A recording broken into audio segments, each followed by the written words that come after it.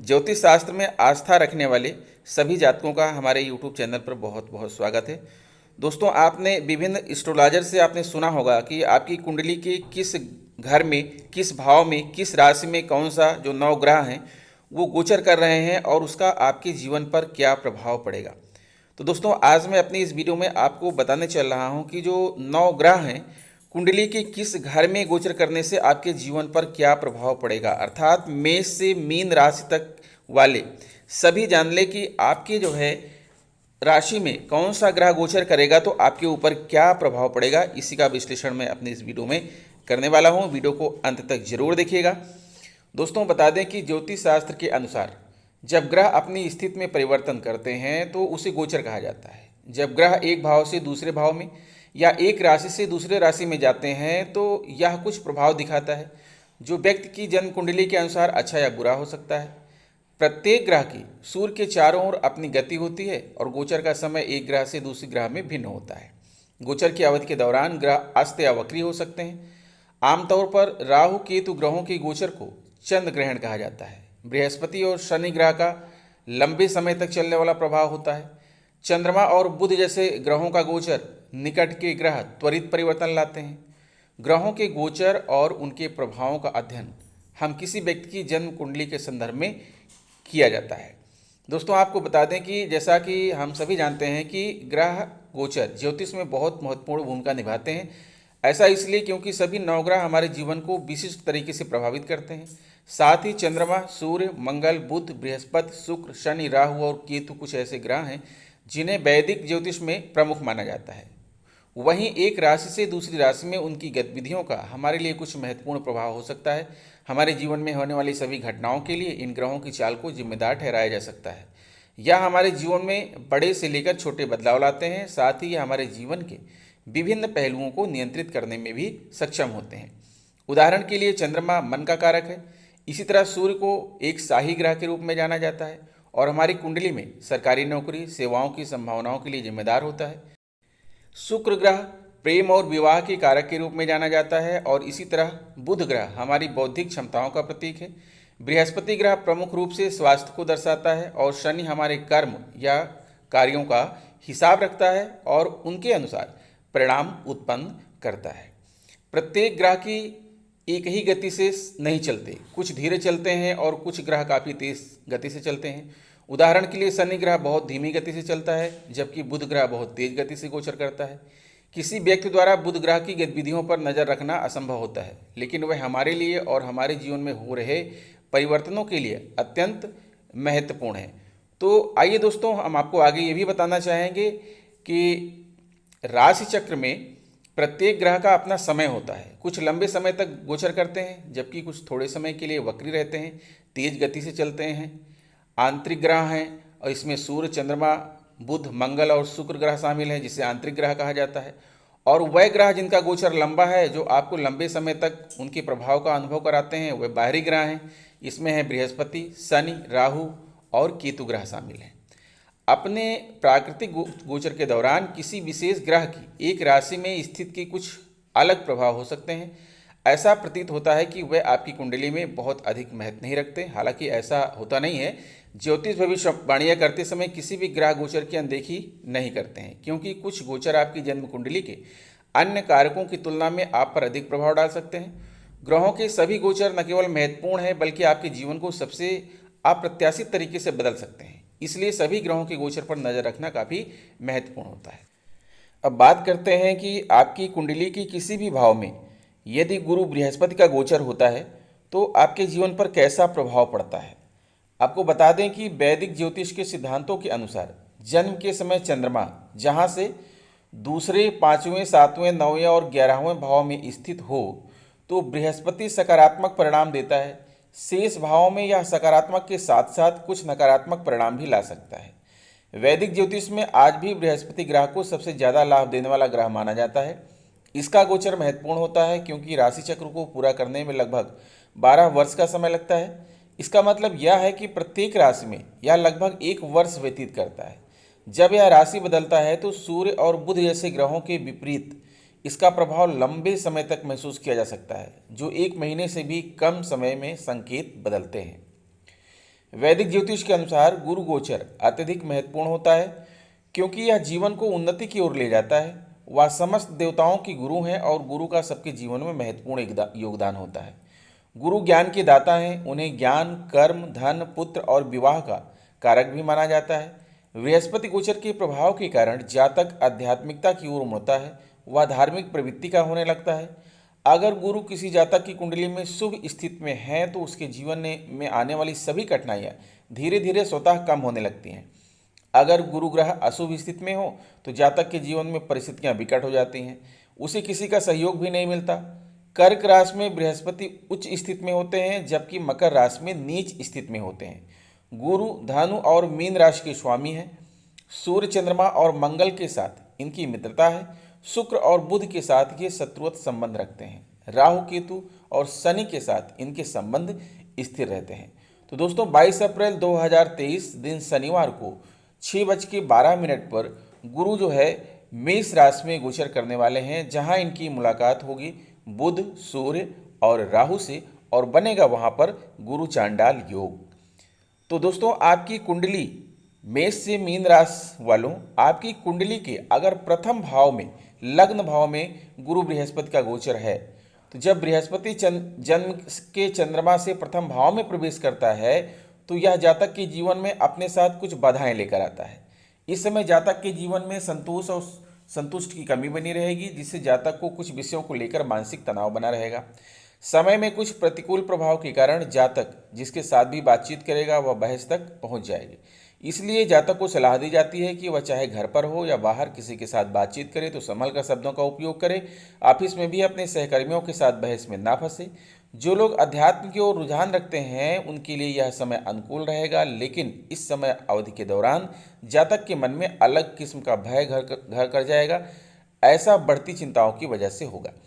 स्वास्थ्य की बात करें तो जातक के स्वास्थ्य में काफ़ी सुधार होगा। पहले जहां वह छोटी छोटी बीमारियों जैसे सिर दर्द, पेट दर्द आदि से अक्सर परेशान रहता था, अब ये समस्याएं कम होंगी। इसके अलावा जातक के जीवन में आय के स्रोत भी खुलेंगे। बृहस्पति ज्ञान, धन और समृद्धि का प्रतीक है, इसलिए गुरु का प्रथम भाव में गोचर जातक को स्वस्थ, धनवान और बुद्धिमान बनाता है।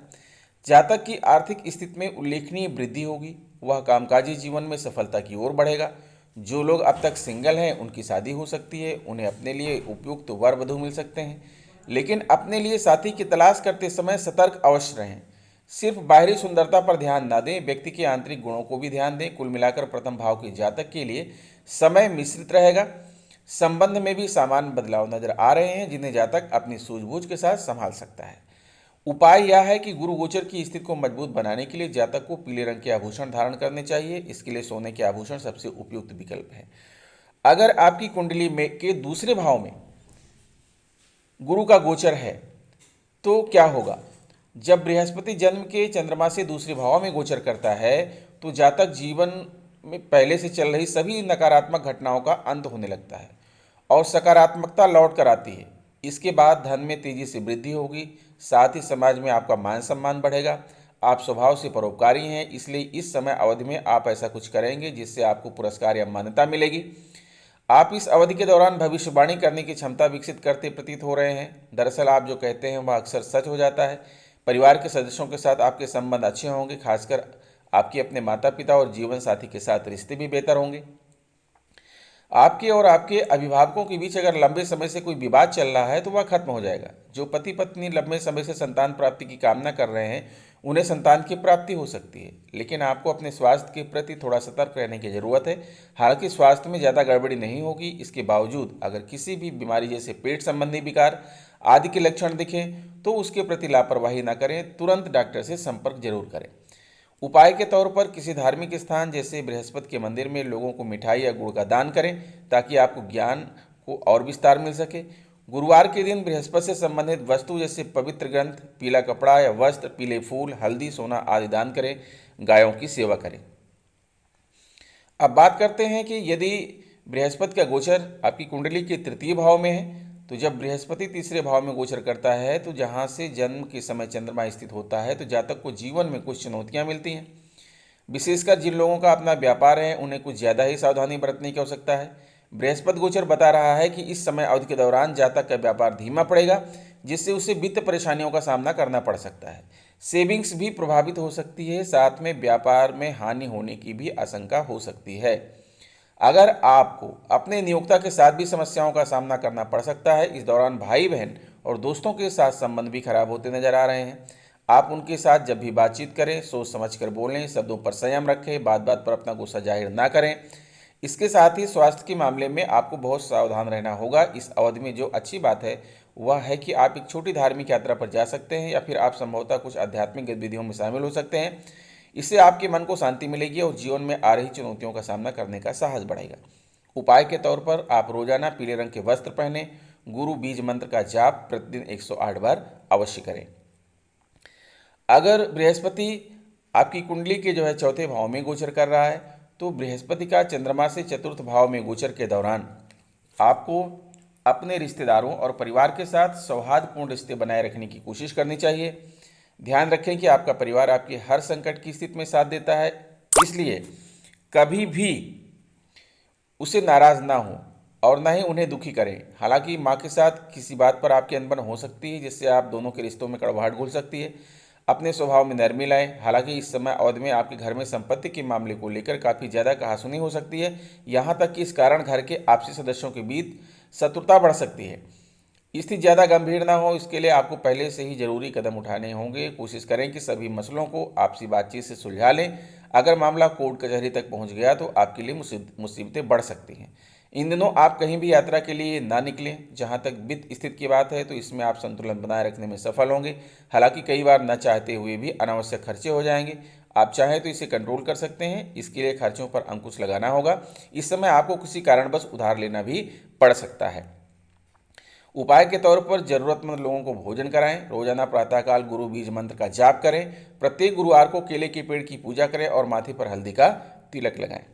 अगर आपकी कुंडली में के पंचम भाव में गुरु का गोचर है तो पंचम भाव में बृहस्पति गोचर से जातक के जीवन में बहुत कुछ बदलेगा। उसे ज्ञान में वृद्धि होगी। इसलिए जो छात्र अपना कैरियर बढ़ाने के लिए मेहनत कर रहे हैं उनके लिए बहुत अच्छा समय है। जो लोग अपने कैरियर की शुरुआत कर रहे हैं उन्हें कहीं इंटर्नशिप का मौका मिलेगा। जो छात्र परीक्षाओं की तैयारी कर रहे हैं वे अपने प्रतिद्वंदियों से आगे बढ़ेंगे। खासकर जो व्यक्ति रचनात्मक क्षेत्र जैसे लेखन या चित्रकला से जुड़े हुए हैं उनके लिए आगे बढ़ने के मार्ग प्रशस्त होते नजर आ रहे हैं। उनकी रचनात्मकता में भी विकास होगा। जो जातक किसी नई परेशानियों का हिस्सा बन रहे हैं, परियोजनाओं का हिस्सा बन रहे हैं, उन्हें प्रशंसा मिलेगी और पुरस्कार मिलने के भी योग हैं। सरकारी अधिकारियों और सरकारी नौकरियों में जो लोग हैं उन्हें अपने वरिष्ठों का पूरा सहयोग मिलेगा। इसके अलावा निजी जीवन की बात करें तो लोग लंबे समय से संतान की इच्छा कर रहे हैं, उनका इंतजार खत्म हो जाएगा। जल्द ही इनके घर नन्हे मेहमान का आगमन होगा। साथ ही माता पिता को अपने बच्चों का पूरा सहयोग मिलेगा। कुछ लोग विपरीत लिंग के प्रति आकर्षित होंगे। आर्थिक स्थिति बेहतर होगी। जो लोग निवेश करने की सोच रहे हैं उनके लिए अच्छा योग है। सिंगल यानी जिनका विवाह नहीं हुआ है या जो अब तक किसी प्रेम संबंध में नहीं है उन लोगों की इस दौरान किसी खास से मुलाकात होने की संभावना है। अध्ययन से जुड़े मामलों के लिए भी यह गोचर काल अच्छा है। उपाय के तौर पर किसी धार्मिक स्थान में लोगों को मिठाई या गुड़ का दान करें ताकि आपके ज्ञान का विस्तार हो सके। और यदि गुरु आपकी कुंडली के छठे भाव में गोचर कर रहा है तो जन्म के चंद्रमा से बृहस्पति के छठे घर में जाना वैदिक ज्योतिष में अशुभ माना जाता है, क्योंकि छठा एक पापी भाव है और बृहस्पति जो घर दर्शाता है उसका विस्तार करता है। ऐसे में बृहस्पति छठे भाव में कई परेशानियों को साथ लेकर आएगा। इसमें स्वास्थ्य संबंधी समस्याएं, व्यय, कर्ज और सहकर्मियों तथा कर्मचारियों के साथ मतभेद शामिल है। इस दौरान आपका मानसिक तनाव बढ़ेगा जिससे आपका स्वास्थ्य काफ़ी बिगड़ सकता है और आप कई बीमारियों का शिकार हो सकते हैं। हालांकि गोचर के अंत तक आप अपने काम को कुशलतापूर्वक और प्रभावी ढंग से संभालना सीख जाएंगे। आर्थिक संकट से बचने के लिए जातक को खर्च कम करने होंगे, लेकिन आपके भाव में जो अच्छी बात यह है कि वह कि शत्रुओं पर आपकी विजय होगी। वो चाहे लाख कोशिश करें लेकिन आपका कुछ नहीं बिगाड़ पाएंगे। आपको पशुओं से बहुत प्यार है। आपके परिवार में कोई पालतू जानवर शामिल हो सकता है। प्रतियोगी इस दौरान अपने को प्रतिकूल रूप से प्रभावित करने का प्रयास कर सकते हैं। आपके लिए किसी भी अस्पष्ट गतिविधियों और तर्कों से दूर रहना बेहतर होगा, क्योंकि कुछ कानूनी मुद्दे सामने आ सकते हैं। उपाय के तौर पर गरीबों की निस्वार्थ सेवा करें या मंदिरों में स्वैच्छिक कार्य करें। आप किसी जरूरतमंद व्यक्ति की मदद भी कर सकते हैं या बड़े पैमाने पर समाज की मदद कर सकते हैं। यह गोचर के प्रभाव को अनुकूल बनाने के लिए गुरु बीज मंत्र का जाप प्रतिदिन 108 बार करें। अगर आपकी कुंडली के सप्तम भाव में गुरु का गोचर है तो जब बृहस्पति सातवें भाव में आ जाता है जहां से जन्म के समय चंद्रमा स्थित होता है तो जातक को कुछ क्षेत्रों में राहत का अनुभव होने लगता है। पत्नी के बिगड़े संबंध बनने लगते हैं। अपने किशोर व बच्चों के साथ सामंजस्य बैठाने में मदद मिलती है। साथ ही ऑफिस में वरिष्ठों के साथ भी अच्छे संबंध विकसित होते हैं। यहाँ तक कि आपके अपने ससुराल पक्ष से भी अच्छे संबंध बनने लगते हैं। वैसे आपको कोशिश करनी चाहिए कि ससुराल पक्ष में उतना ही बोले जितना जरूरी हो। वास्तव में वहाँ आपके द्वारा बोली गई छोटी सी गलत बात एक बड़ी बहस बन सकती है। जो लोग अब तक अविवाहित हैं वह अपने लिए सही जीवन साथी की तलाश कर सकते हैं।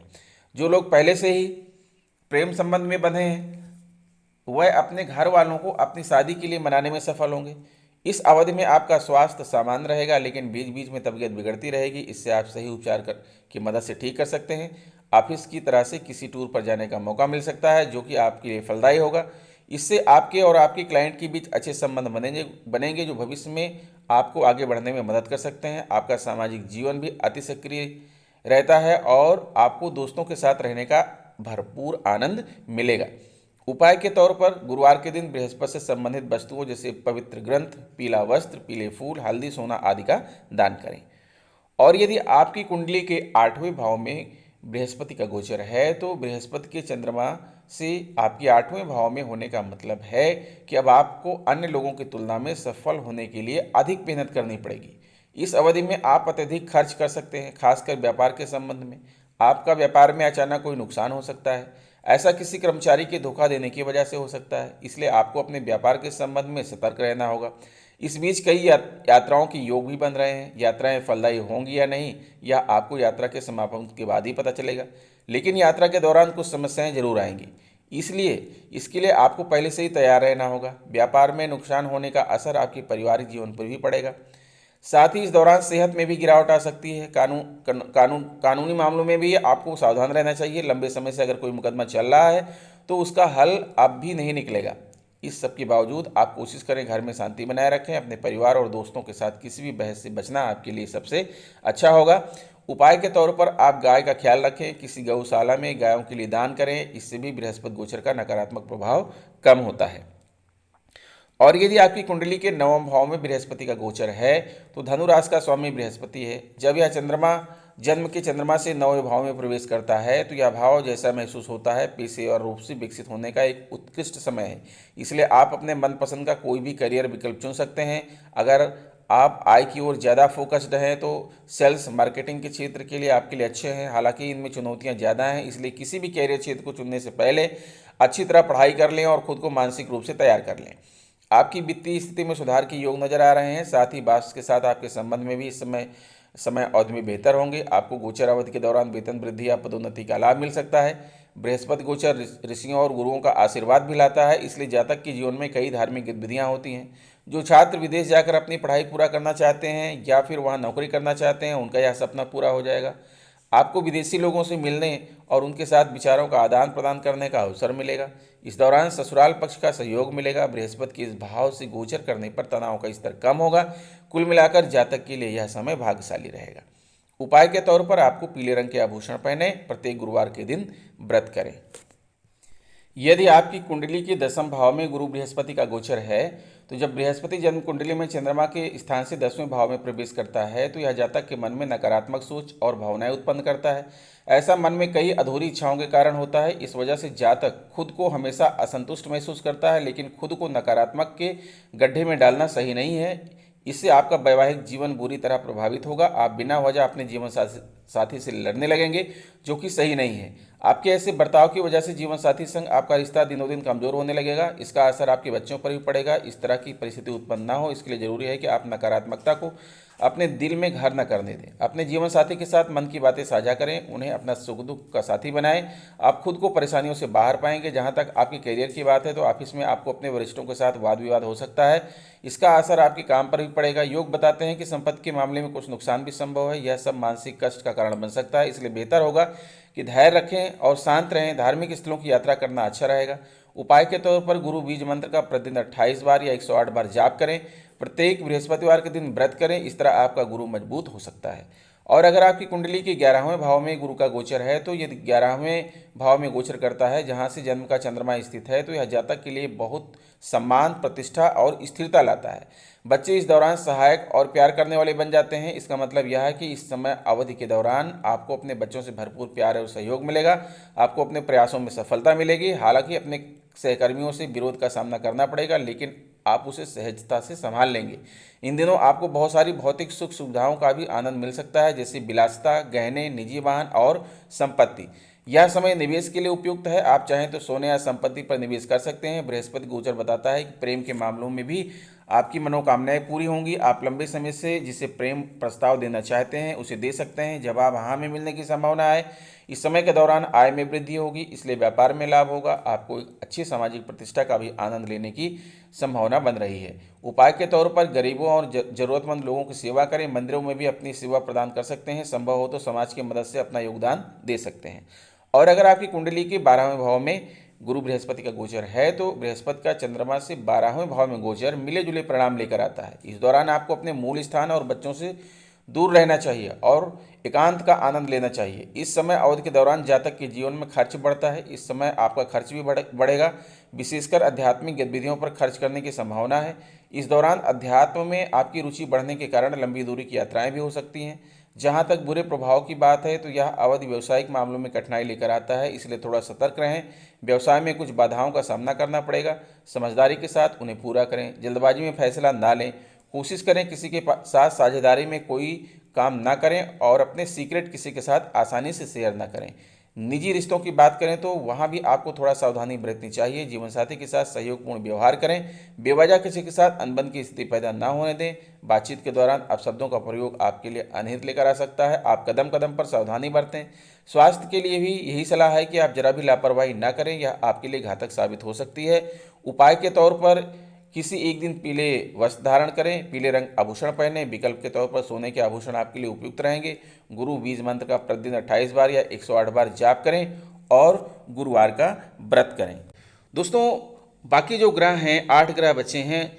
अगर आप उनके बारे में भी जानना चाहते हैं कि आपकी राशि में जब वो ग्रह गोचर करेंगे तो आपके जीवन पर उनका क्या प्रभाव पड़ेगा, इसके लिए आप हमारे चैनल को सब्सक्राइब कर लीजिए। वीडियोस को लगातार देखते रहिए। हम एक एक करके सभी ग्रहों के बारे में बताएंगे कि आपकी राशि में कौन सा ग्रह कब गोचर करेगा तो उसका आपके जीवन पर क्या प्रभाव पड़ेगा। अगर वीडियो अच्छी लगी है तो प्लीज़ हमारे चैनल को सब्सक्राइब करते हुए बेल आइकन को प्रेस कर दीजिएगा। मिलेंगे आपसे नेक्स्ट वीडियो में कुछ नई जानकारी लेकर। तब तक के लिए नमस्कार।